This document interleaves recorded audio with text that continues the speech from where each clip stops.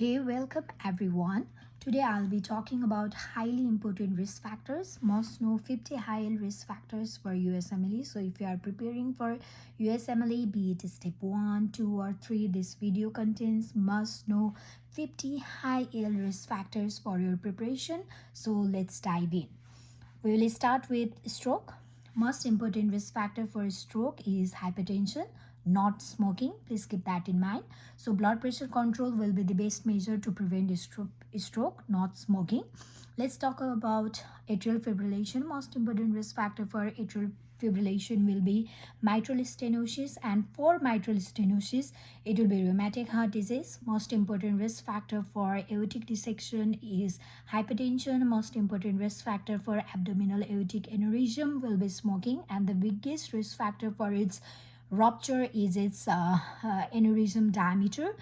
Surgery is done if diameter is more than 5.5 centimeter, or if its expansion rate is more than 0.5 centimeter in 6 months, which is more important. So I'm just talking about it even in risk factors. Okay, let's talk about risk factor for diabetes. Like most important risk factor for diabetes, atherosclerosis, even operative MI-RIX and post-operative MI-RIX is smoking. So if there is question of its reduction, then smoking suggestions will be the answer. Most important risk factor for stroke is hypertension. We have already talked about it. And most important risk factor for stroke, TIA, retinal artery occlusion is atrial fibrillation. If there is no atrial fibrillation, then it will be hypertension. So that those things should also be kept in mind. Okay, now let's talk about most important. This I have done diabetes. So most important risk factor for myocardial infarction is previous MI. So this is also something we need to know. If there is any prior history of something, that will increase the likelihood for the same thing in the future. We will talk about it shortly. So most important risk factor for infective endocarditis is valvular disease like prosthetic valve. Most important risk factor for aortic stenosis is ACE. Again, most important risk factor for prostate is also ACE. Most important risk factor for breast cancer is also ACE. So for ACE, aortic stenosis, prostate cancer and breast cancer. Okay, let's talk about squamous cell carcinoma of skin. Most important risk factor for squamous cell carcinoma of skin is sun exposure. The cumulative effect of sun exposure will lead to squamous cell carcinoma, and actinic keratosis is the precursor of squamous cell carcinoma. That is also very high yield point. Similarly, most important risk factor for papillary thyroid cancer is the radiation to head and neck structures. So if there is any radiation exposure to head and neck structures, that will lead to papillary thyroid carcinoma. Again, let's talk about esophageal carcinoma. Most important risk factor for esophageal carcinoma will be Barrett's esophagus, Barrett's metaplasia. Similarly, most important risk factor for pancreatic carcinoma is smoking, very high yield.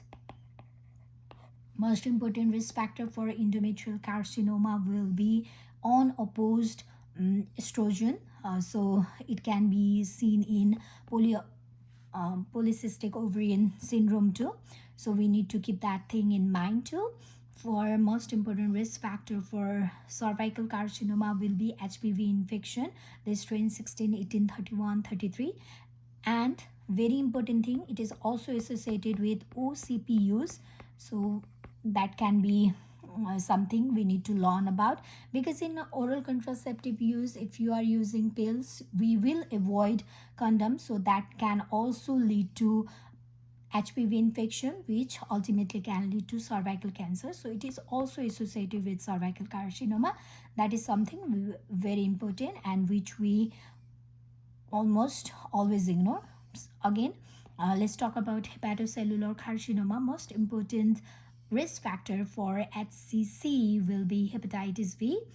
For the uterine sarcoma, most important thing is the radiation exposure to the pelvis. For the bladder carcinoma, again, it's smoking. So pancreatic carcinoma, bladder carcinoma, again we'll talk about renal cell carcinoma. These are always for the smoking. Most important risk factor is smoking.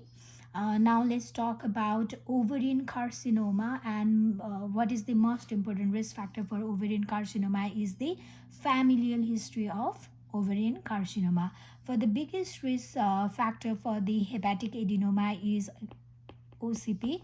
So OCP is associated with hepatic adenoma as well as cervical carcinoma. Now let's talk about hepatic angiosarcoma, and most important risk factor is vinyl chloride. For the cholangiocarcinoma is primary sclerosing cholangitis. For the erectile dysfunction is cardiovascular disease. For end-stage renal disease in US, we must be knowing about the diabetes. So most important risk factor for end-stage renal disease in USA is diabetes. For osteoarthritis is obesity. For obstructive sleep apnea is also obesity. For stroke, we have already talked about it, that is hypertension, atrial fibrillation. Okay, now let's talk about most important risk factor for optic neuritis is multiple sclerosis. For carpal tunnel syndrome is pregnancy and rheumatoid arthritis. For suicide, prior history of suicide. For schizophrenia, prior history of for the schizophrenia it's family history.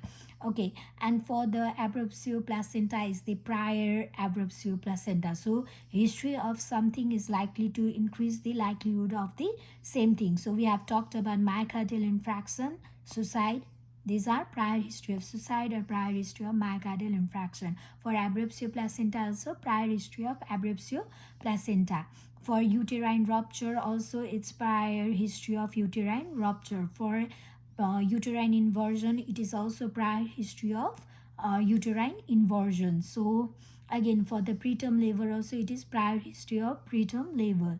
If preeclampsia, it's a prior history of preeclampsia. So if there is no prior history of preeclampsia, we should choose nulliparity.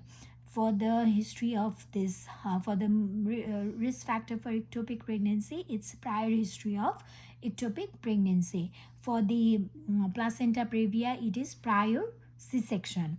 Okay, so for the chorioamnitis, what is the risk factor for the chorioamnitis? It is the history of prolonged rupture of membrane. For the endometritis, it is cesarean delivery. For the osteoporosis, we have talked about, we have not talked about it, sorry. For osteoarthritis, it's obesity, whereas osteoporosis, it's low BMI, as well as we can also conclude about the smoking too. For the C difficult, it's hospitalization, and if the most important one is antibiotic. If there is no antibiotic history, then there will be some kind of hospitalization injury. So that is the most important risk factor. So okay, and there is also okay, I'll also talk about biggest risk factor for chronic pancreatitis in child, and that is, so for chronic pancreatitis for child is cystic fibrosis. So I'll be concluding